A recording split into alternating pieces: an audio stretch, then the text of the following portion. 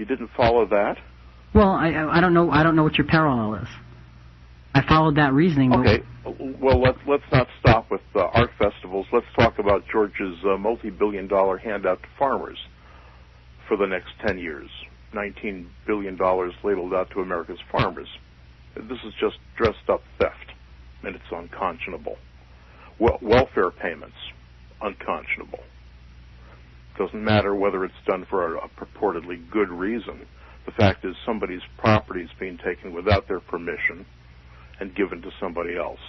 Okay, so you really don't want to vote for either side then? Either side? Yeah, well, they both support Shame on you. All that kind of stuff. Come on, you can count past two. There's the Libertarian Party. There's the Green Parties. There's the Concerned Citizens Party. Okay. And you may bet that my allegiance goes to the Libertarians because of their policy of respecting property rights, not stealing from people. Okay, that's a perspective. Now, as far as Mr. Bush goes, well, I don't see him as president anymore. The man took an oath of office when he was inaugurated and became president then, but then he violated that oath, an oath I think that he took before his God. And he's repeatedly violated the oath and I think forfeited the right to be called president.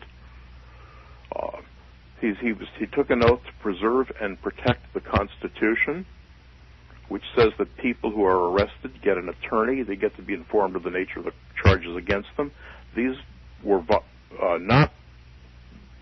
rights were not enjoyed by the American Jose Padilla, who was kept in prison for nearly 2 years with no attorney. Shame on Bush for that. The Constitution says that the right to keep and bear arms shall not be violated. Bush didn't get the chance to sign it, but said that he would approve of and sign an extension of the ban on assault weapons. The Constitution says that the right to press shall be shall not be violated by law. That Congress shall pass no law restricting freedom of press, but the Campaign Reform Act, signed into law by Bush, violates that right. He's repeatedly urinated on the Bill of Rights, part of our Constitution, and has no right to the title president. Okay, instead of Bush bashing, let me ask you a question, okay, because that's not the purpose of our program here. What do you think of a Christian's responsibility to vote? You think it's something a Christian should do or should not do? I don't see it as a responsibility. I see it as an option which they may exercise or not as they choose. Do you see that as an option for someone who's not a Christian? I mean, do you see it in the same light? Correct, yes. Yes. Oh, okay. The rights and responsibilities of all men are equal without regard to their religious persuasion. Okay. Many people who are pro-voting say, well, if you don't vote, you're wasting your vote. That's a wrong thing to do. But let's say there's no candidate on the ballot that a person wants to vote for. Mm-hmm. If he goes in and picks the lesser of two evils in his own judgment, he's voting for somebody he doesn't want to raise to power. Mm-hmm. And in fact, that he's giving a dishonest answer to the question voting puts in front of us. We go into the booth and we have 3, 4, 5 candidates for one office, and the machine is asking us, which of these 5 do you want to raise to power? If the person picks what they regard as the least of the evils, they are voting for an evil and giving a dishonest answer to the question. The real answer is, I don't want any of these people in power. Good thought. Take care. Thank you, Don. Well, I got into a little bashing there that I didn't really like, but the end was very profound, I thought, and well thought out. So just, Vic, to take a quick review of those two perspectives that we had from the phone calls, Julia said that it is a privilege and a responsibility. Yes, he did. And he put privilege first, responsibility second, I think.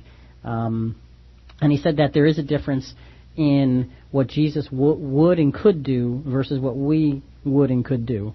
And cited some legitimate reasoning along those lines. Now, it's great to want to be like Jesus if you're a Christian, but there are things that you can't do. I mean, you have to earn the money to pay your taxes. You can't just go, maybe we should try that.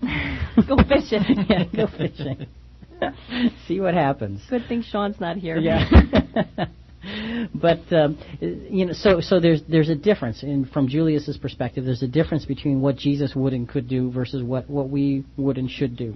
From Don's perspective, voting is a privilege to be discerned based on those who are running for office. I appreciated Don's point of view that it's not a wise thing to vote because you dislike someone else. You're voting for the one that you don't like. The lesser of two evils concept. I appreciated that.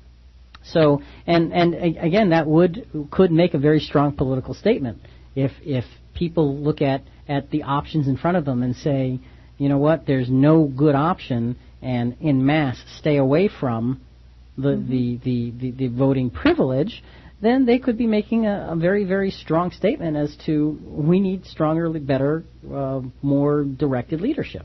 So, again, folks, if you have a thought, give us a call at 443-9782, 443-WSUB. We're batting this question around, who would Jesus vote for? Who should you vote for? Should you vote? Should you not vote? Especially if you're a Christian. That's the context of our conversation this morning. And it's good. We've heard different perspectives. One perspective has been expressed in the studio here about not being involved in voting, just as a manner of being. Right. Another, Julius called in as a Christian saying, well, you should be involved as a manner of being.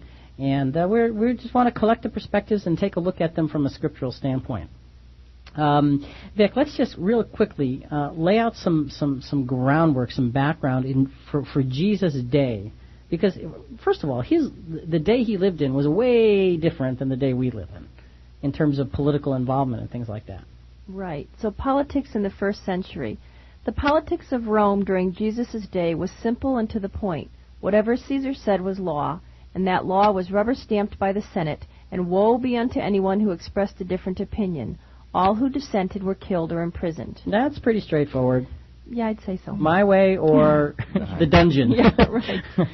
Democracy is a balancing act. Because the enemies of liberty are ever on the offensive, Christians don't have the option of walking away from the political battlefield. Liberalism has already gained an advantage by taking over the schools, the media, and many denominations. So you can sort of tell where the writer of this article is going as we quote different pieces of it. And read that last few lines there. Because believers are neglecting to become involved in politics, the enemy continues to use the political process to manipulate and herd America into ungodliness. Unopposed, that tyrannical power will ultimately enslave us. So there we had a viewpoint of Jesus' day, and that's really the reason for quoting. That came from on the web. I don't remember. I don't have the website written. But the point of that, Vic, is that in Jesus' day, they didn't have options. Right. You know, they couldn't say, I want this person. Hey, you know, we don't want Caesar. We want the other guy. A little different political environment.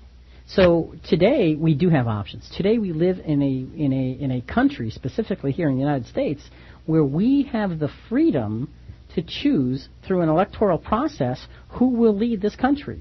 So we have the freedom by hopefully getting to know that candidate, of understanding what their bent is, and saying I want to support this rather than that. And that's an awesome freedom. I mean, when you think of the privilege that we have in relation to all of the generations of the world that have gone before us, it is an incredible environment that we live in. The question is, what are we doing with it?